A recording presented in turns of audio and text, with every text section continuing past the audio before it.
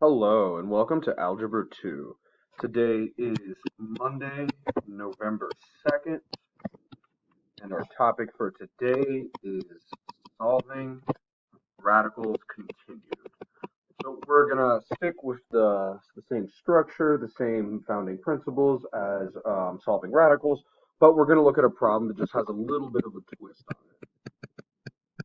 Okay, we're just going to do one thorough example today, since we're already familiar with this material. Make sure that you pause and write the original problem. Okay, so here's our problem. They tell us if A equals 26, what is the solution to the equation above? What is the solution set? A solution set, just the answers. That's all that means there. It says A is 26, and we see A right here.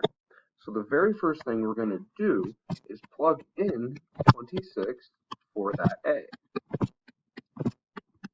Great. Now this already looks like a problem we know how to solve. So I'm going to square both sides. The square cancels the square root on the left-hand side. And I'm going to make a box to multiply x minus 2 times x minus 2. So I get x squared minus 2x minus 2x plus 4. We'll add together this piece on the diagonal. So we get x squared minus 4x plus 4. All right. Now I'm going to add 26 to both sides. 7x. Remember, our idea here is now we want to get everything to one side so that the other side equals 0. So I've got 0 is x squared minus 11x plus 30. Now this looks like something that we know how to factor. I've got 30 up top, negative 11 in the bottom, so we have negative 6 and negative 5. So my factors are x minus 6 and x minus 5. We set these equal to 0 to solve. Ignore that.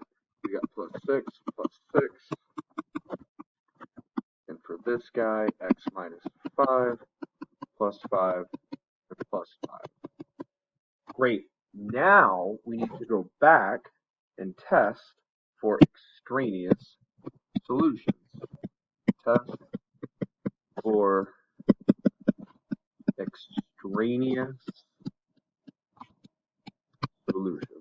Where extraneous is a solution that when you plug it in, it does not work. Okay, so first let's test x equals 6.